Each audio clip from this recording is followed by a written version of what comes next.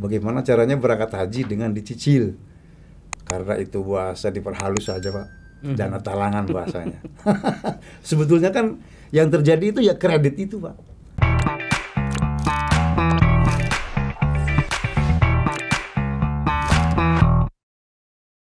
Assalamualaikum Pak Kiai. Waalaikumsalam Apa kabar? warahmatullahi wabarakatuh. Alhamdulillah sehat. Sungguh satu kegembiraan dan kenikmatan tersendiri kembali Pak Kiai bisa hadir di studio kami, karena insya Allah kedatangan Pak Kiai pasti membawa satu pencerahan, Amin. dan ilmu. Amin. Gitu Pak Kiai. Mudah-mudahan tepat Pak. Mudah-mudahan nggak bosan ya Pak Kiai. Ya, amin. Nah Pak Kiai dan sahabat Banten Podcast, kita akan mengkaji satu fenomena yang kelihatannya memang kontemporer dan belum terjadi di masa lalu. Yeah. Kita akan bahas tentang bagaimana hukum berhaji kredit. Nah, apa maksudnya? Tentu saja ini bukan satu candaan, tapi memang menjadi sebuah realitas, dan sebagai pertanggungjawaban dari materi ini, tentu saja materi ini berangkat dari sebuah kebutuhan penjelasan atas banyak pertanyaan, banyak kebingungan yang coba ditanyakan, yang coba diwacanakan tentang bagaimana hukumnya dari haji dengan cara mencicil. Nah, satu persinggungan persoalan ini itu ketika kita mencoba mereview kembali tentang rukun Islam. Yang pertama syahadat, kemudian sholat, zakat, puasa, dan menunaikan ibadah haji jika mampu. Nah, apakah konteks kredit ini itu masuk dalam persyaratan rukun Islam tadi, dianggap mampu? Karena banyak sekali yang saya maksud haji kredit ini modelnya, tipenya. Dari yang mulai menggunakan leasing, entah itu lewat perbankan, ada yang kemudian pada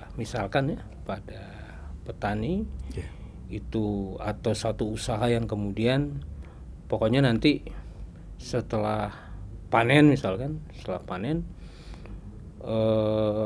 dibayar gitu loh. Dan ongkos hajinya dihutang dulu.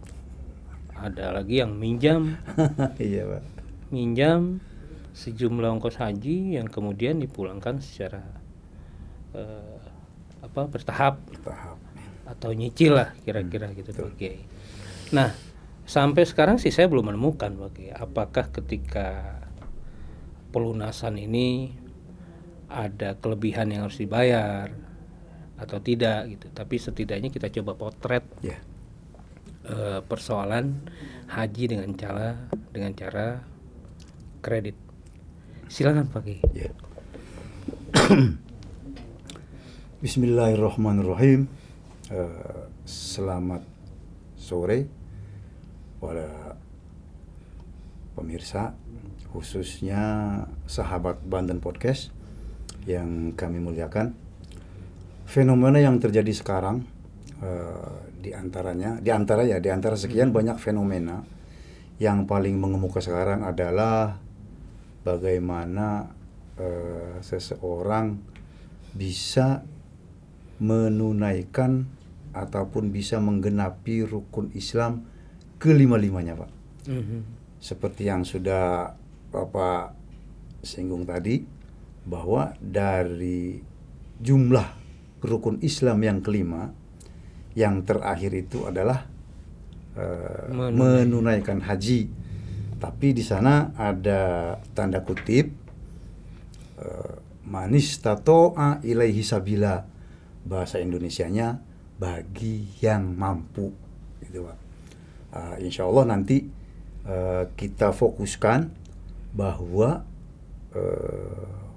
perintah dari rukun Islam itu, kalau kesemuanya dari mulai syahadat, kemudian sholat, kemudian apa lagi, zakat, puasa, itu semuanya tanpa syarat, Pak. Tanpa syarat. Tetapi kenapa begitu yang kelima, yaitu menunaikan ibadah haji, itu ada bahasa bagi yang kuasa. Di sana disebutkan walillahi 'alan nasi hijjul baiti man istata'a ilaihi sabila. Itu insyaallah terdapat dalam surat Al-Imran ayat 97. Ulama mufassirin, ulama ahli tafsir memaknai bahasa ataupun kalimat lafaz man istata'a itu adalah orang yang betul-betul sanggup dan mampu untuk melaksanakannya. Dalam arti melaksanakan ibadah haji, karena ibadah haji, perjalanan ibadah haji ini memerlukan begitu banyak yang dibutuhkan untuk perjalanan haji, Pak. Di samping satu memang masalah kesehatan, kemudian biaya dan lain sebagainya. Sedangkan dalam tafsir Ibnu Katsir disebutkan bahwa yang dimaksud dengan sabila, ilaihi sabila itu adalah biaya dan kendaraan, Pak. Nabi sampai 3 kali menjelaskan dalam hadis bahwa yang dimaksud dengan sabila itu adalah masalah biaya. Otomatis ini berhubungan dengan masalah kesanggupan ataupun kemampuan seseorang untuk melaksanakan ataupun untuk menunaikan ibadah haji, di samping ongkos berangkatnya, ongkos pulangnya, dan juga ongkos biaya keluarga yang ditinggalkan, Pak. Itu yang ditamakan. Karena jumhur ulama sepakat bahwa makna ataupun tafsir daripada man istata'a itu adalah wujuduz zat. Wujuduz zat itu sudah ketersedianya, sudah dipersiapkannya, maksudnya tersedianya ongkos dan biaya yang dilakukan dari A sampai Z, Pak. Memang sudah persiapan dengan matang gitu kan. Pertanyaannya, seperti yang Bapak kemukakan tadi, fenomena yang terjadi sekarang itu adalah yang masyhur malah dana talangan, Pak. Dana talangan itu sebetulnya ya isinya kredit juga, Pak. Cicil. Bagaimana caranya berangkat haji dengan dicicil? Karena itu bahasa diperhalus saja, Pak. Dana talangan bahasanya. Sebetulnya kan yang terjadi itu ya kredit itu, Pak. Kredit. Insya Allah nanti akan saya jelaskan sebetulnya apa sih makna dana talangan itu, Pak. Nah, jadi pernah saya baca dalam sebuah buku, mohon maaf saya lihat dulu catatannya, Pak ya. Iya, Pak. Dalam sebuah buku yang saya baca itu ada 3 skema dari keterangan dari bank syariah, karena sekarang banyak bank syariah, Pak, yang menangani masalah perjalanan haji tersebut.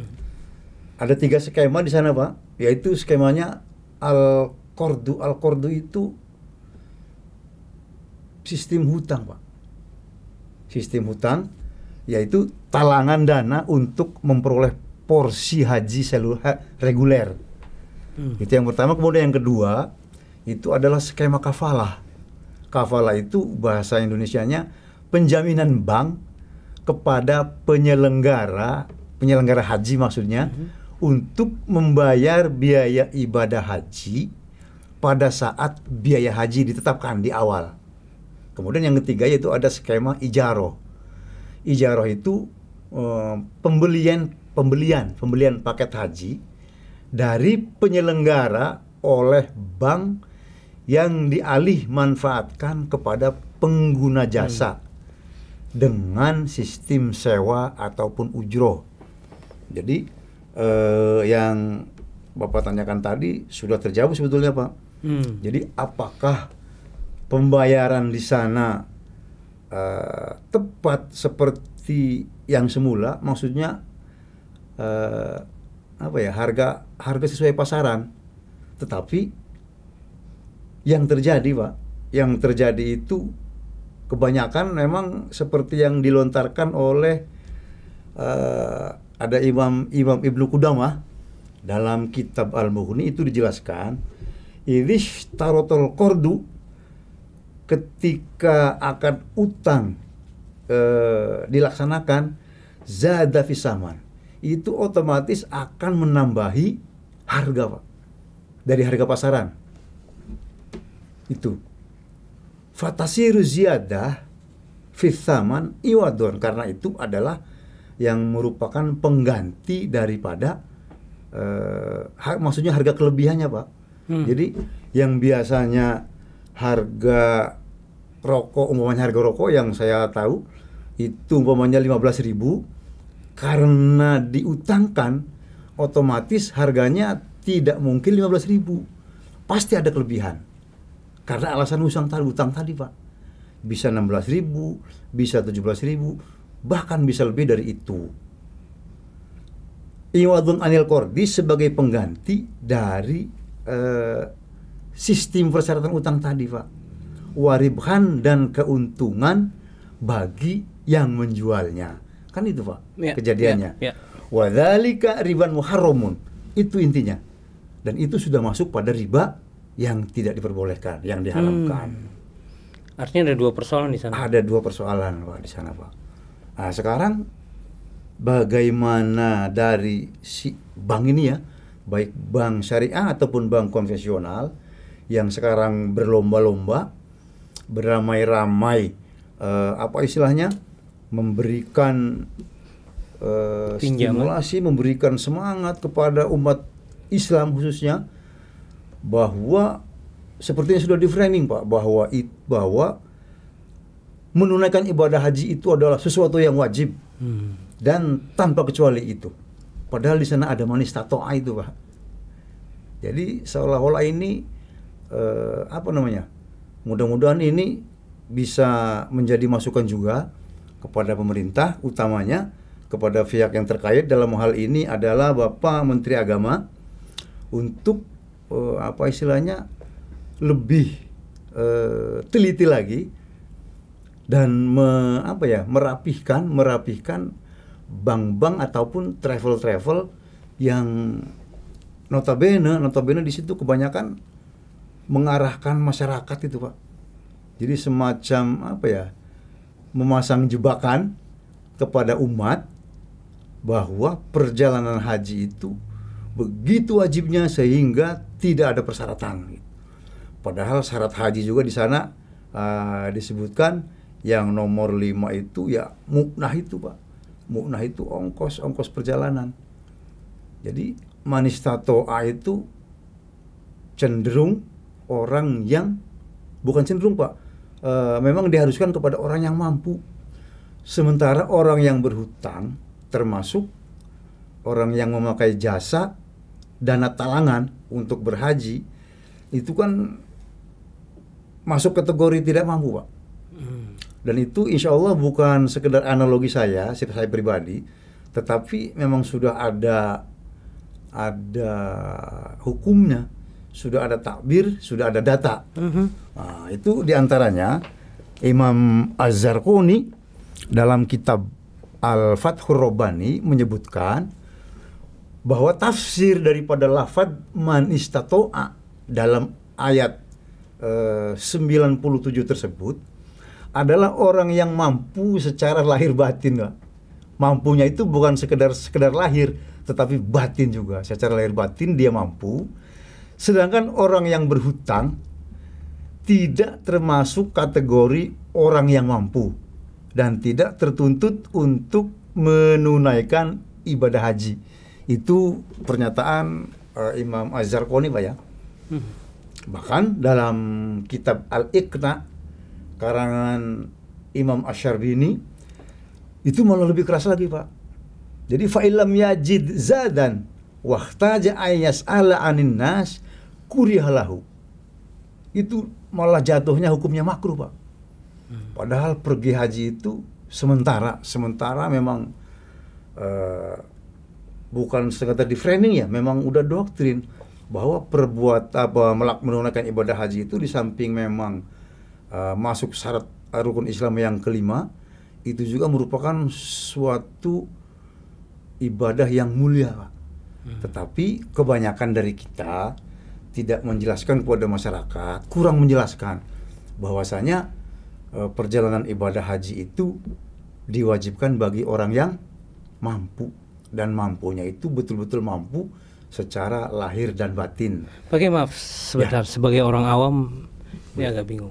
Kalau pakai melihat berhutang dalam menunaikan ibadah haji, statusnya adalah orang yang tidak mampu. Yang tidak mampu kategorinya, Pak, dan maksudnya itu tidak masuk syarat dari bagi yang mampu dalam rukun Islam yang kelima. Betul. Di mana kelebihan bayar itu juga tadi pakai bilang menjadi satu hal yang haram. Satu hal yang masuk ke dalam riban muharram, Pak.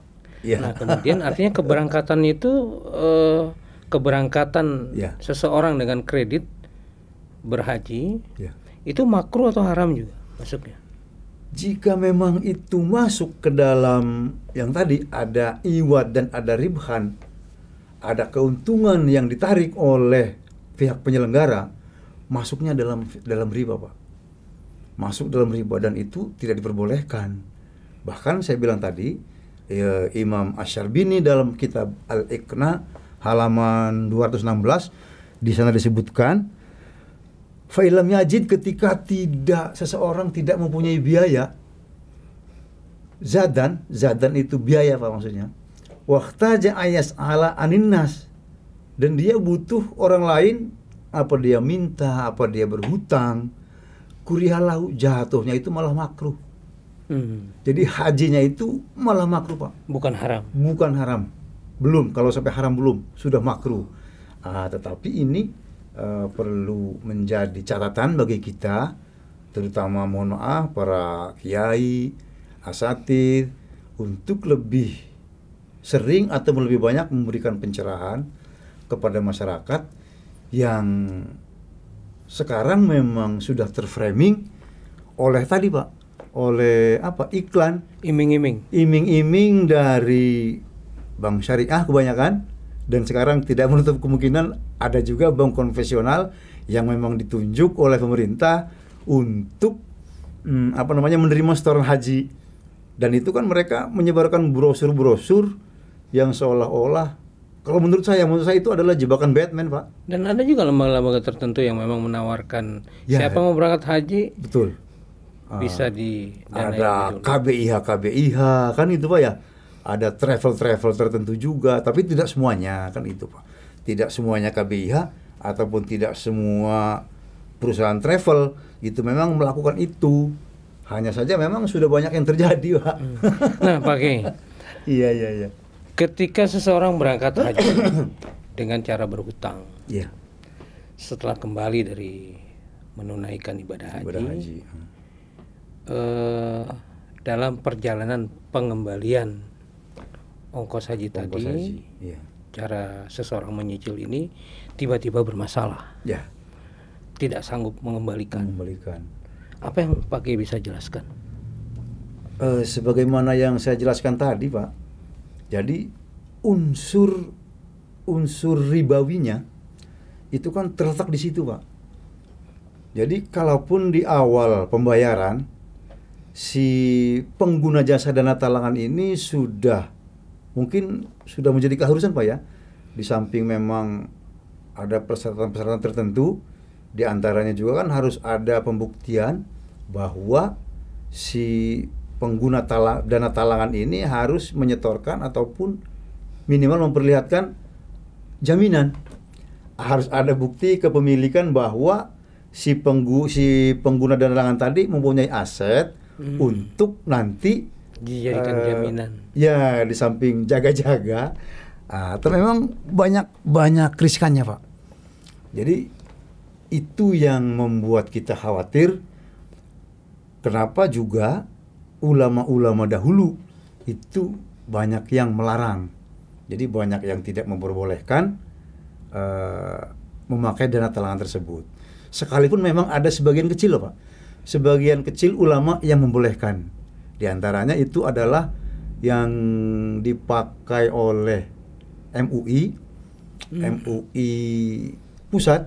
Dalam hal ini saya juga insya Allah nanti sudah berencana, Pak, akan melayangkan, bukan protes ya, saya akan melayangkan surat kritik terhadap Kiai Asrorun Niam. Beliau sebagai ketua komisi fatwa di MUI Pusat, karena dalam Munas yang ke-9 apa ke-10 ya, kalau nggak salah tahun 2020, yang menyatakan bahwa menggunakan dana talangan ataupun tepatnya bahasa berangkat haji dengan kredit, dengan menyicil, itu diperbolehkan. Dan memang ada imam yang memperbolehkan, sekalipun itu memang sedikit. Argumentasinya apa, Pak? Ya itu, beliau juga Kiai Asrorun Niam itu menyatakan bahwa boleh melaksanakan haji dengan kredit, itu yang penting tidak ada unsur ribawinya, Pak. Sementara di sana antara 85% dengan 15% itu perbandingan ininya, Pak, persentasinya. Jadi 85% itu memang mengandung unsur ribawi itu, Pak. Karena sebagaimana saya pernah membaca sebuah hadis dari Ibnu Syaibah insyaallah, kullu qardin jarra manfaatan fahuwa riba. Setiap piutang yang mengandung ataupun mengambil manfaat dari orang yang berhutang, itu sudah masuk riba, Pak. Makanya sangat disayangkan kalau memang ini terjadi, dan insya Allah ini nanti menjadi pembahasan ataupun penelitian dari kami pihak LBM PCNU Kota Serang, Pak, untuk meneliti lebih dalam sejauh mana sih hukum riba itu masuk ke dalam masalah ibadah haji, gitu, Pak. Nah, Pak Kiai setuju kalau tidak ada unsur riba dengan dana kredit itu? Sementara ini saya belum, Pak. Sementara ini saya jawab itu belum, karena bagaimanapun dari pihak penyelenggara mustahil tidak mengambil keuntungan, dan itu nanti akan mengakibatkan ketidakadilan bagi si pengguna jasa dana talangan tadi. Dan itu sudah umum, Pak. Sudah umum. Karena saat ini mungkin perjalanan ibadah haji tidak dipandang sebagai sebuah perjalanan ibadah saja, tapi juga oleh pihak-pihak penyelenggara menjadi sebuah ajang bisnis. Ajang bisnis itu yang mengemuka, Pak. Itu yang mengemuka. Jadi dengan bahasa mereka istilahnya mau menolong umat yang tidak mampu untuk menunaikan ibadah haji. Padahal di sana sudah ada bahasa yang tidak mampu. Kalau orangnya mampu kan bukan, Pak. Tidak akan terjebak ke arah iklan-iklan yang dimaksud. Nah, Pak ini ada pertanyaan bodoh nih saya, Pak. Boleh. Berangkat haji dengan kredit. Iya. Sah nggak rukun hajinya, Pak? Kalau selagi syarat rukun hajinya terpenuhi, kalau masalah hajinya sah, Pak. Masalah hajinya sah. Tetapi yang jadi masalah pembahasan ini adalah hukum ribawinya. Jadi nanti yang akan kita bahas selanjutnya, nanti insya Allah di malam Selasa depan ini akan menjadi kajian dari LBM bagaimana untuk menghindari itu. Artinya kalaupun umpamanya itu makruh, itu kan tetap kurang bagus, Pak. Perjalanan juga kurang bagus. Sementara kita ini kan harapan seluruh umat Islam jika menunaikan ibadah haji itu kan pulangnya mendapatkan haji yang mabrur, Pak. Hajinya diterima, ibadahnya juga tentram, khusyuk. Di rumah juga yang ditinggalkan juga tidak gelisah karena memang tercukupi biayanya. Itu kan bagi kategori manis tato'at tadi, Pak. Bagi orang-orang yang sudah dianggap mampu. Karena Allah itu Ar-Rahman Ar-Rahim. Allah tidak akan memberikan apa istilahnya ujian kepada manusia itu yang tidak kuat itu, Pak. La yukallifu usaha itu, Pak. La yukallifu nafsan illa usaha. Jadi insya Allah lah kalau kita nanti berdoa, kita ibadahnya juga sudah betul. Kalau umpamanya kita berharap mau menunaikan ibadah haji, insya Allah nanti akan terpenuhi dengan tidak melakukan perjalanan haji kredit. Kredit. Nah, sahabat penonton podcast, bagi Anda yang tertarik untuk terlibat dalam pengajian dan diskusi tentang Islam dan persoalan masyarakat, itu secara rutin seminggu sekali dilaksanakan di pesantren Al-Fatuniyah Majelis bersama Al-Fatuniyah, PCNU Kota Serang, Ba'da Isya. Tanpa harus ada undangan khusus, silahkan datang. Dan biasanya rame dan pembahasannya seru ya. Insya Allah. Nah, pagi ngobrol-ngobrol tapi insya Allah bermanfaat gitu. Pagi. Apa yang dijelaskan rasanya clear loh, sahabat, gamblang dan rasional, juga bisa diterima mudah-mudahan dalam semua aspek alasan-alasan ibadah yang memang dipersyaratkan. Oke. Nah, bagi penutup nih, penasaran saya, Pak Kiai juga saat ini punya pondok pesantren, Pak Kiai ya? Yang jelas sekarang masih membantu, Pak. Bukan punya pribadi. Tapi salah satu pimpinan ponpes di sana. Kalau boleh tahu Pak Kiai nama ponpesnya, Pak? Pondoknya namanya Pondok Pesantren Modern Bait Al-Qur'an, Pak. Di mana, Pak? Di Cikande ya. Di Jalan Otonom Gorda Bandung. Di lingkungan pabrik, Pak. Masuknya Kabupaten Serang Cikande, Pak. Iya. Dulu Pak Kiai juga mondok. Alhamdulillah dulu saya merasakan belajar. Di antaranya itu di Pondok Pesantren Madarajul Ulum di Pelabuhan, Pak. Karamatwatu. Kemudian setelah dari situ saya melanjutkan ke Jawa Timur, tepatnya di Pondok Pesantren HM, PPHM itu singkatannya Pondok Pesantren Hidayatul Mubtadiin di Lirboyo, kota Madianya Kediri, Pak, Jawa Timur. Masih dekat-dekat juga dengan pabrik rokok Gudang Garam itu, Pak. Nah, sahabat Ba'da Podcast, begitu terasa manfaat dari sesi bincang-bincang ini.